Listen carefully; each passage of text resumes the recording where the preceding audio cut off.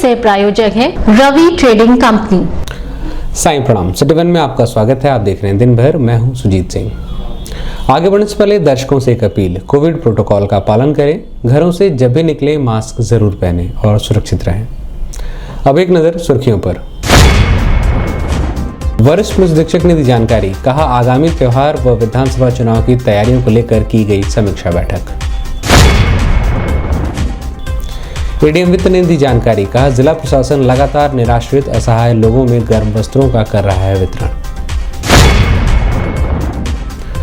Police अधीक्षक नगर ने ITMS centre का निरीक्षण कर यातायात व्यवस्था को और चुस्त दुरुस्त बनाए रखने का दिया निर्देश।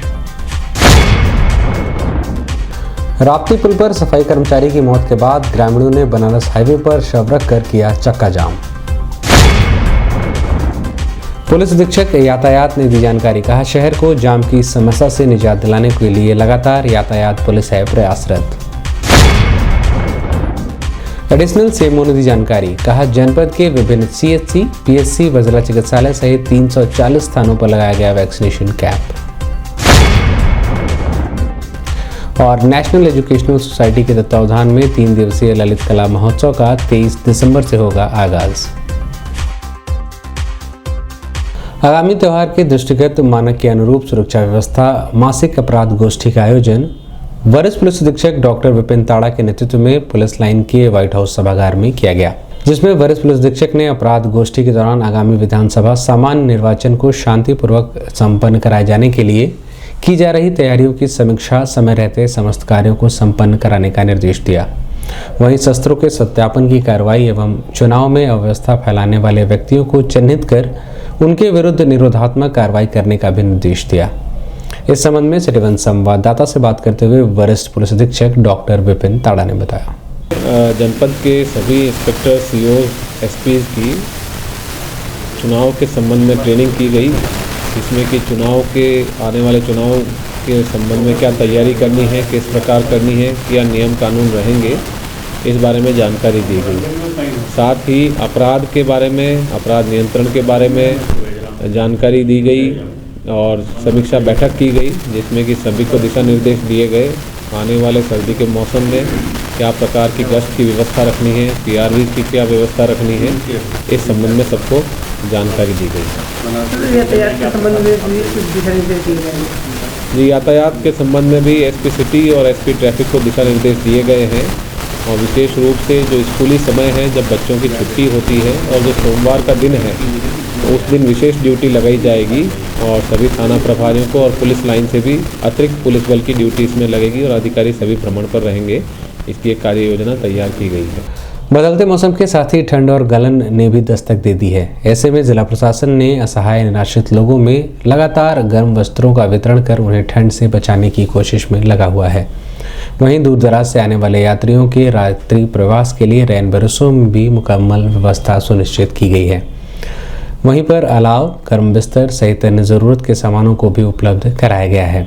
इस संबंध में सिटी वन संवाददाता से बात करते हुए एडीएम वित्त राजेश कुमार सिंह ने बताया। नमस्कार, मैं राजेश कुमार सिंह, एडीएम फाइनेंस गोरखपुर हूँ। आगामी या वर्तमान में जो शीतलहर चल रही है, उसको लेकर के राज्य सरकार की जो व्यवस्थाएं हैं, उसमें एक तो कंबल का वितरण है। हमारे जनपद में 30,000 कंबल टेंडर के माध्यम से हमें प्राप्त हो गए हैं। इनको जनप्रतिनिधियों के माध्यम से, राजस्व विभाग के माध्यम से और अधिकारियों के माध्यम से, कि जैसे कहीं कोई सड़क पर निसहाय पड़ा हुआ है, उसको तत्काल कंबल उपलब्ध करा दिया जा रहा है। तो कंबल वितरण का कार्य चल रहा है, जो अगले 10 दिनों में पूर्ण कर दिया जाएगा। इसके अतिरिक्त गांव और शहर के जो चौराहे हैं, तिराहे हैं, जो सार्वजनिक स्थल है, जैसे नगर निगम का क्षेत्र है तो उसमें नगर निगम की जिम्मेदारी है, नगर पंचायत का क्षेत्र है तो नगर पंचायत की जिम्मेदारी है। इसी तरह से अगर ग्राम का क्षेत्र है तो उसमें राजस्व विभाग की जिम्मेदारी है कि ऐसे स्थल पर जहां ऑफ टाइम में, मतलब रात्रि के समय लोगों को रुकना मजबूरी हो, वहाँ पर अलाव जलाने की व्यवस्था की जाए। इसी तरह से रेलवे स्टेशन, बस स्टैंड, कहीं पर भी है तो मेरा अनुरोध है ऐसे सार्वजनिक स्थल पर जो लोग हैं, कुछ लोग भी जिम्मेदारी ले लें, जिससे वहाँ पर अलाव सुरक्षित रहे और लगातार जलता रहे। सर, रहन बसेरों की अगर बात करें तो वहाँ किस तरह की व्यवस्था की जा रही है? जनपद में पर्याप्त रैन बसेरे हैं। मेडिकल कॉलेज से लेकर के बस स्टैंड, रेलवे स्टेशन, सभी जगह रैन बसेरे हैं। वहाँ पर अच्छी सुविधाएं हैं, सामान्य तौर पे अच्छी सुविधाएं हैं। कोई भी ऐसा व्यक्ति जो बाहर से आ रहा है और उसके रुकने की व्यवस्था नहीं है तो वो भी अपना रैन बसेरे में आकर के रुक सकता है और वो निःशुल्क है। जनपद को जाम की समस्या से निजात दिलाने के उद्देश्य से लगातार जनपद पुलिस कार्य कर रही है। इसी क्रम में पुलिस अधीक्षक नगर सोनम कुमार ने ITMS सेंटर का औचक निरीक्षण कर शहर के विभिन्न चौक चौराहों पर लगाए गए कैमरों से की जा रही निगरानी कार्यों की समीक्षा की। वहीं वायरलेस के माध्यम से यातायात नियमों का उल्लंघन करने वाले वाहन स्वामियों को चेतावनी देते हुए उन्हें यातायात नियमों का पालन करने की अपील की। इस दौरान पुलिस अधीक्षक यातायात इंदु प्रभा सिंह सहित अन्य संबंधित अधिकारी मौजूद रहे। ये साहब आप मुझे सुन सकते हैं? ये साहब आप मुझे सुन पा रहे हैं? अगर सुन पा रहे हैं तो हाथ खड़ा। जयशंकर यादव मौजूद है वहाँ पे, उप निरीक्षक।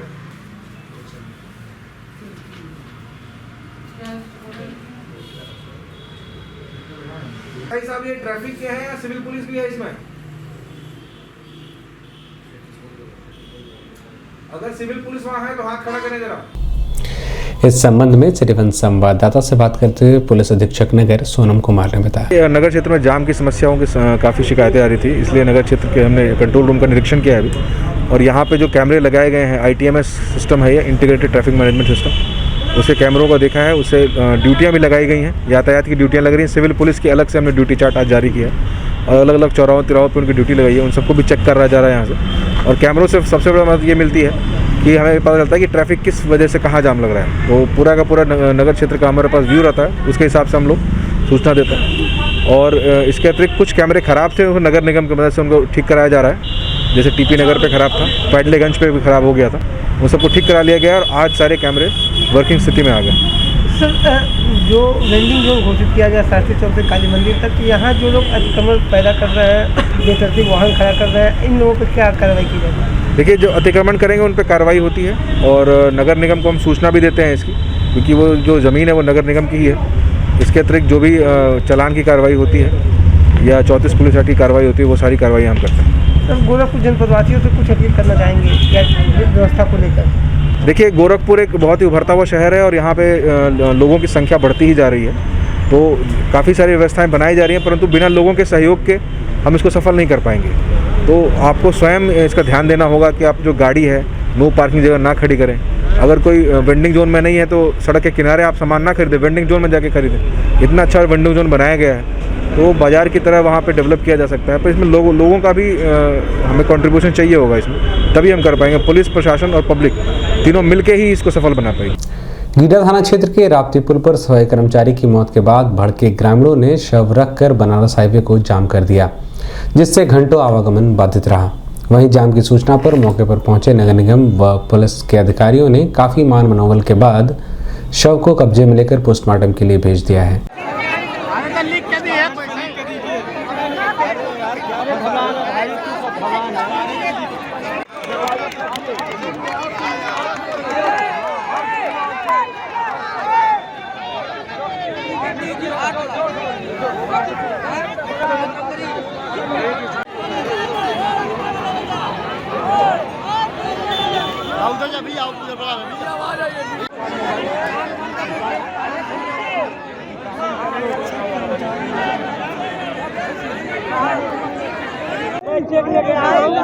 हम साथ में काम लिखेंगे, आप सभी लोग इससे लिखित करिए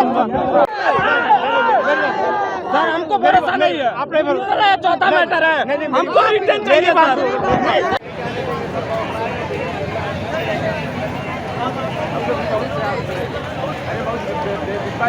इस संबंध में मीडिया कर्मियों से बात करते हुए मृतक के मोहल्ला वासी ने बताया, हमारे कर्मचारी हैं, नगर निगम के कर्मचारी थे। ये नगर पुल पे, राजघाट पुल पे इनका नौकरी मतलब अपना सफाई कर रहे थे। तो सफाई करते दौरान एक ट्रक वाले ने, टाली वाले ने इसको टक्कर मार दिया। उसी वक्त ऑन द स्पॉट सदर हॉस्पिटल गए, वहाँ से रेफर किया, ये चले गए वहाँ मेडिकल। वहाँ पे जाने के बाद आधे रास्ते में इनकी डेथ हो गई थी। और उसके बाद जो न्यूज़ बना, ये नगर निगम के तरफ से जो न्यूज़ आया था आज कल के, जो नगर निगम की तरफ से न्यूज आया था, ये लिखा गया था उसमें कि रात को ही इनके घर पे 1 लाख का चेक दिया गया, जो कि सरासर फर्जी है। यहाँ तक कि कोई देखने तक भी नहीं आया था, घर पे कोई हालचाल भी लेने नहीं आया, ऊपर से कह रहे हैं कि 1 लाख का चेक दे दिया गया है। क्या मांग कर रहे हैं? मांग हमारा यही है कि इनके परिवार वालों को कम से कम 20 से 25 लाख रुपए की नगद मिले, और उसके बाद से इनके फैमिली वाले, इनके पत्नी को नौकरी मिले, वो भी गवर्नमेंट नौकरी मिले, संविदा पे नहीं, ना ही ठेका पे, सीधे सीधे उनको सरकारी नौकरी मिले। क्या आश्वासन दे रहे हैं? नगर निगम के जो भी अधिकारी आए, अभी कोई आश्वासन नहीं मिला है, अभी तक वही केवल मौखिक ही दे रहे हैं, बाकी लिखित कोई भी प्रमाण हमको मिला नहीं है अभी तक। अभी वक्त एक छोटे से ब्रेक का, मिलते हैं ब्रेक के बाद। गोरखपुर की विश्वसनीय दुकान रवि ट्रेडिंग कंपनी, टाइल्स एवं बाथ फिटिंग के फुटकर एवं थोक विक्रेता। सोमानी की all sanitary bath item, Somani का गीजर जिसकी गारंटी किसी भी कंपनियों से है ज्यादा, हमारे यहाँ उपलब्ध है 1 लाख तक के कम्बो। तो थोक और फुटकर विश्वसनीय खरीदारी के लिए जरूर आए।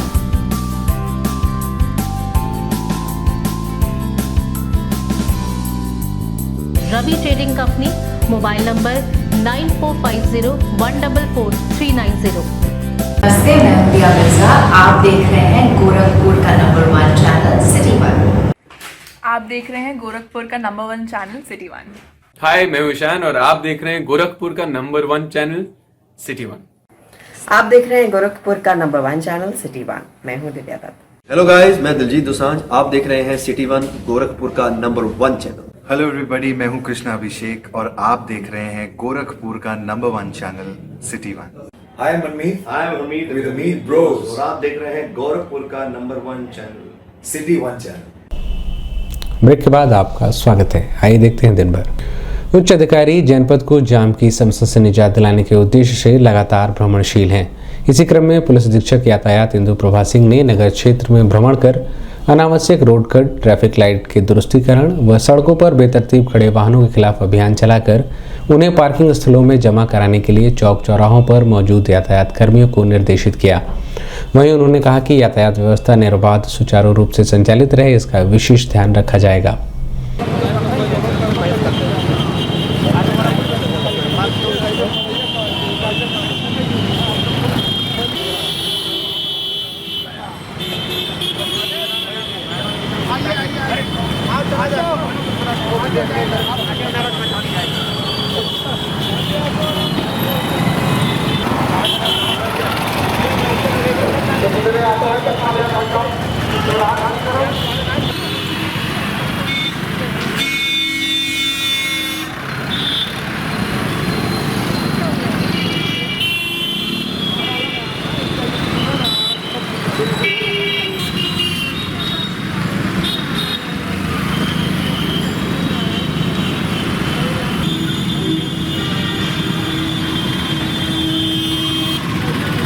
इस संबंध में सिटी 1 संवाददाता से बात करते हुए पुलिस अधीक्षक यातायात इंदु प्रभा सिंह ने बताया। देश जो ट्रैफिक की जो व्यवस्था है उसमें हम लोग जो अननेसेसरी कट्स हैं उनको बंद कर रहे हैं। ट्रैफिक लाइट सारी ख़राब पड़ी हुई है। संबंधित डिपार्टमेंट्स को लेटर लेकर के और उनसे वादा करके ट्रैफिक लाइट्स को रिस्टोर करा जा रहा है। ट्रैफिक लाइट्स ख़राब होने की वजह से एक चौराहे पे हमारे काफ़ी लोग लग रहे हैं। जब वो ठीक हो जाएंगी तो यातायात के संचालन में और सहायता मिलेगी हमें। इसके अलावा जो ये जगह जगह खुदाई हो रखी है, सड़कों पे काम चल रहा है, उसकी वजह से जाम की समस्या बनी हुई है। उनको भी चिट्ठी लिख करके और संबंधित विभाग से वार्ता करके उनको निर्देशित किया गया है कि वो दिन के समय में काम ना करें, क्योंकि उसकी वजह से काफ़ी जाम लगती है। जैसे कि सोमवार के दिन कल सीएस काफ़ी समस्या हुई थी जाम की वजह से। साथ में क्योंकि जैसे अम्बेडकर चौराहा खुदा हुआ है तो उसको दृष्टिगत रूट डाइवर्जन भी किया गया है। अम्बेडकर चौराहे की तरफ वाहन नहीं जाने दिया जा रहे हैं। शास्त्री चौक से जो वाहन जा रहे हैं वो कचहरी होते हुए अपने गंतव्य को जाएंगे। और इसी तरह रेडवेज की बसें मोहद्दीपुर होते हुए निकलेंगी, उन्हें छात्र संघ की ओर नहीं जाने दिया जाएगा। जो अम्बेडकर चौराहे का ट्रैफिक है उसको शास्त्री चौक से और छात्र संघ की तरफ निकाला जाएगा और अम्बेडकर चौराहे की तरफ कोई भी ट्रैफिक नहीं जाने दिया जाएगा। इस तरह से अम्बेडकर चौराहा जब तक कि वह सड़क काम चल रहा है वो वन वे रहेगा। वैश्विक महामारी कोरोना वायरस से जनपद वासियों को निजात दिलाने के उद्देश्य से लगातार प्रशिक्षण कैंपों का आयोजन किया जा रहा है। इसी क्रम में जनपद के विभिन्न CHC, PSC व जिला चिकित्सालय सहित 340 स्थानों पर वैक्सीनेशन कैंपों का आयोजन हुआ, जिसमें बड़ी संख्या में लोगों ने पहुंचकर इसका लाभ उठाया।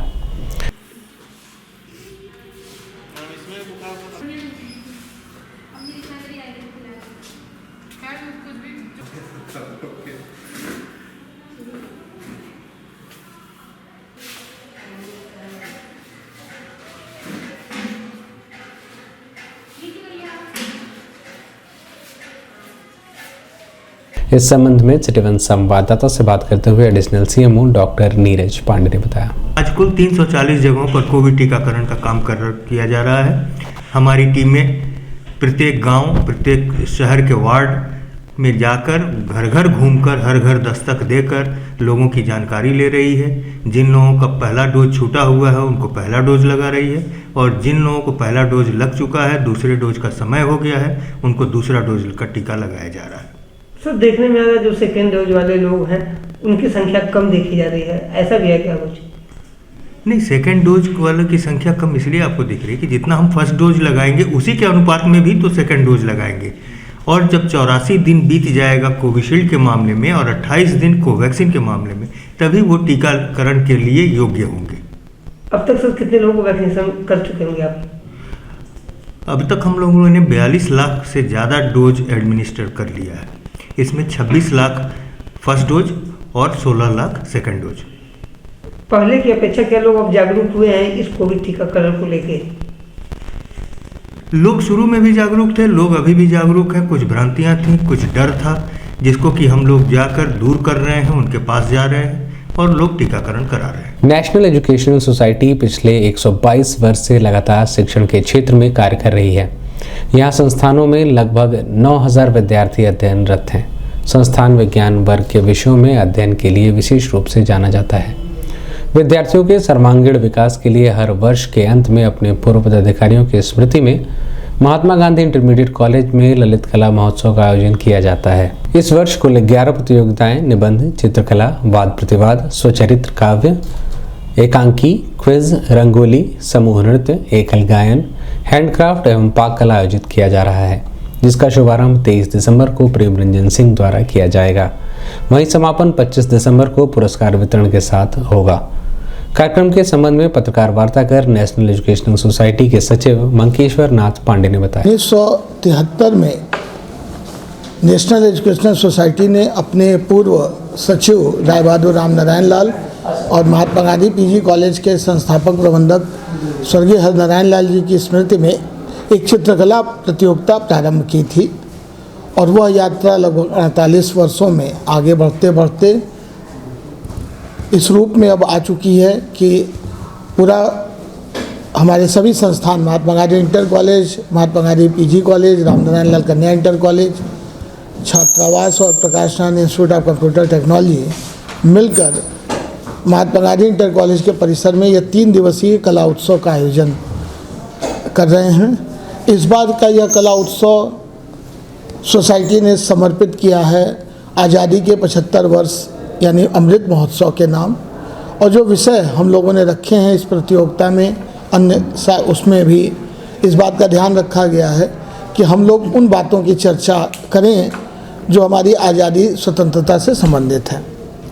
इसका उद्घाटन 23 दिसंबर को प्रातः 10:30 बजे हमारे विद्यालय के ही पूर्व छात्र जिन्होंने कक्षा 6 से 12 तक की शिक्षा महात्मा गांधी इंटर कॉलेज में पूरी की और वर्तमान में वो गोरखपुर डेवलपमेंट अथॉरिटी के वाइस चेयरमैन हैं श्री प्रेम रंजन सिंह IAS, उनके द्वारा विद्यालय के पूर्व छात्र के द्वारा इस कला उत्सव का उद्घाटन 23 दिसंबर को प्रातः 10:30 बजे होगा और यह 24 और 25 को चलते हुए 25 तारीख को इसका समापन पुरस्कार वितरण के रूप में सायंकाल 3 बजे होगा।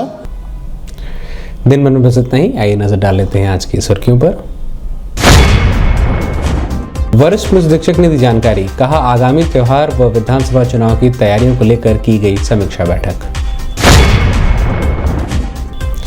एडीएम वित्त ने दी जानकारी, कहा जिला प्रशासन लगातार निराश्रित असहाय लोगों में गर्म वस्त्रों का कर रहा है वितरण। पुलिस अधीक्षक नगर ने ITMS सेंटर का निरीक्षण कर यातायात व्यवस्था को और चुस्त दुरुस्त बनाए रखने का दिया निर्देश। राप्ती पुल पर सफाई कर्मचारी की मौत के बाद ग्रामीणों ने बनारस हाईवे पर शव रख कर किया चक्का जाम। पुलिस अधीक्षक यातायात ने दी जानकारी, कहा शहर को जाम की समस्या से निजात दिलाने के लिए लगातार यातायात पुलिस है प्रयासरत। एडिशनल सीएमओ ने दी जानकारी, कहा जनपद के विभिन्न CHC, PSC व जिला चिकित्सालय सहित 340 स्थानों पर लगाया गया वैक्सीनेशन कैंप। और नेशनल एजुकेशनल सोसाइटी के तत्वावधान में 3 दिवसीय ललित कला महोत्सव का 23 दिसंबर से होगा आगाज। अगले अंक में आपसे फिर मुलाकात होगी। साईं प्रणाम।